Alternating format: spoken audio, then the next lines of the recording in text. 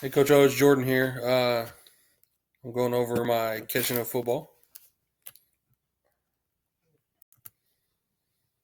Hopefully, I'm using this right.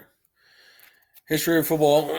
So, there's tons of this, of course. You can trace back to a lot of other sports, including rugby. Some early changes from rugby include the line of scrimmage, legal blocking, and of course, like down and distance rules. Uh, Walter Camp. A lot of people refer to him as the father of American football. He's the one who helped develop many of the rules and regulations today. It gained a lot of popularity in the early 1900s. There's a lot of collegial teams that ended up getting it, like Princeton in them, like mainly your East Coast teams. Uh, Intense rivalries and traditions. It helped boost its popularity. Rules have changed over time as safety considerations were put into place as teams, colleges, coaches, and of course associations work through differences. And one of the main ones, of course, today is the CTE stuff. So I went from so the player on the field changed. It used to be 25 when it first kind of came out, and then it went from that to 20, and of course it did it what you see today at 11. In 1932 season, it pushed the sport to what can be considered the modern era of football today. The games features things like the hash marks, the forward pass behind the line of scrimmage. Uh, Lots of changes over time. To now, where we're here today with 32 different teams. You got thousands of colleges, different divisions. You got semi-pro teams, and of course, I couldn't tell you how many high school teams. So it's pretty popular in today's era. The relationship between catching the ball and football. Uh, in football, it used to, a big focus, of course, was the running the game, the running the ball. Now today's game is quite a bit different in the modern era. A lot more throwing, so a lot more catching is involved in today's game. Football mainly involves running and passing the ball. Without the ability to catch the ball, there is a huge deficit. Today's game, catching is the second most important skill needed to throw, or catch, sorry, second only to throwing. A lot higher need for catching than running the ball at the moment. The main role of a quarterback is to throw the ball, so catching is essential to other players. And that's, like I said, mainly in today's new modern era, of course, because you get quarterbacks that probably throw the ball easily, especially in the NFL, 30 to 50 times a game. So if you can't catch it, you ain't throwing it, that's for sure.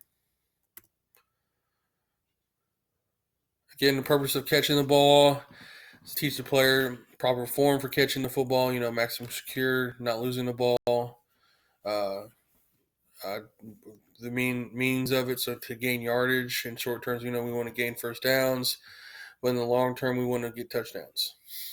Some stats here that I just looked up real quick from this last season is so Winston, of course, was the league leader in pass attempts. So his pass attempts is 626. The yardage there 5109 and 33 touchdowns. The wide receiver Michael Thomas, 149 catches, 1,725 yards, 9 touchdowns.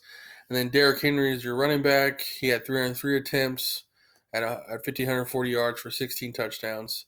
It's just to show that why catching is more important than running now.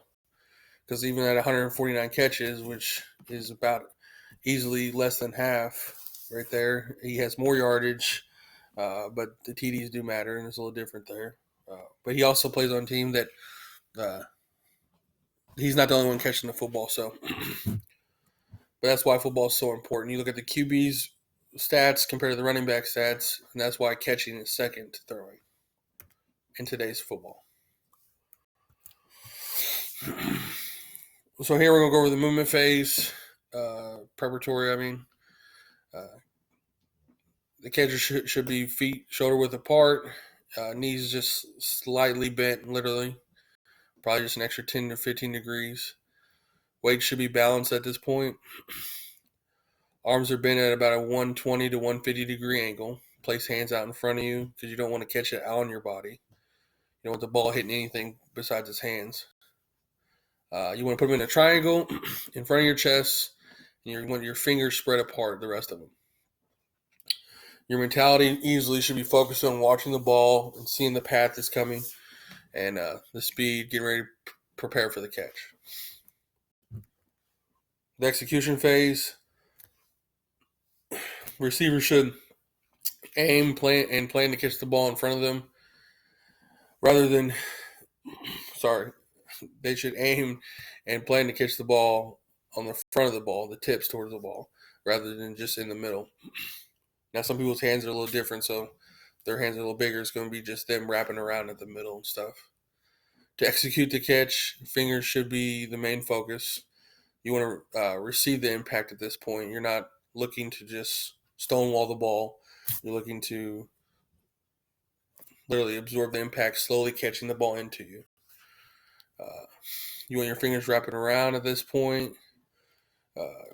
You don't want to hit your palms with the ball for sure. Because if the ball hits your palm a lot, just like against the stone wall, so odds are it's going to probably bounce back on you some. You might not be ready for it. Absorbing it with your fingertips just make it a super easy catch, like I always think like catch an egg when I tell people. But once the ball has made contact with your fingers correctly, the receiver can focus on letting arms, the body give a little bit, so slightly, in the direction the ball was moving. Arms will move to a 90-degree angle probably at that point because you're going to go from your 150 to you're coming in. So you're starting to receive the ball and you're executing your catch. Then at the end, of course, at this point in a stationary catch, this is your recovery and follow-through point. Your palms and everything else is going to start catching the ball. So we're here at the fingertips. Here, absorption. We're coming in, got the ball, and now we're cradling it, starting to cradle it. Our palms are hitting it. Fingertips definitely on it, really good and tight because you want to secure the ball. And at this point, again, this is at the point where the ball should be already at your body now, and you're ready for your next steps in real life football or game. Classification of the skill, maintaining a correct posture. So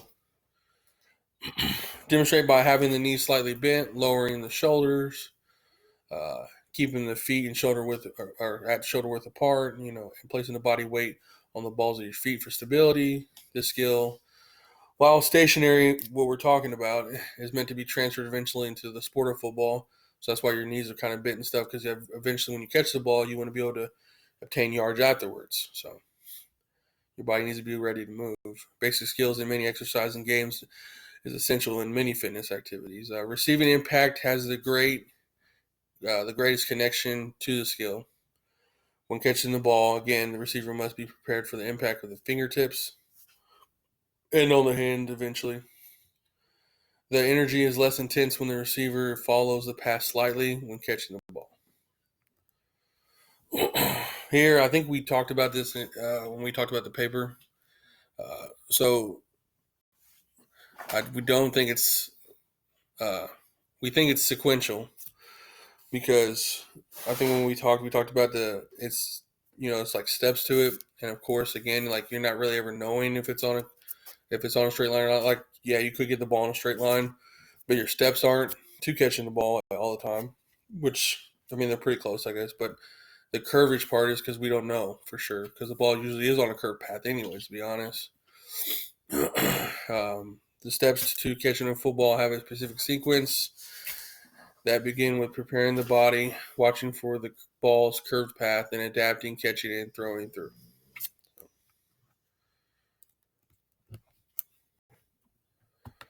I think that's it. So, thanks, Coach. I'll see you.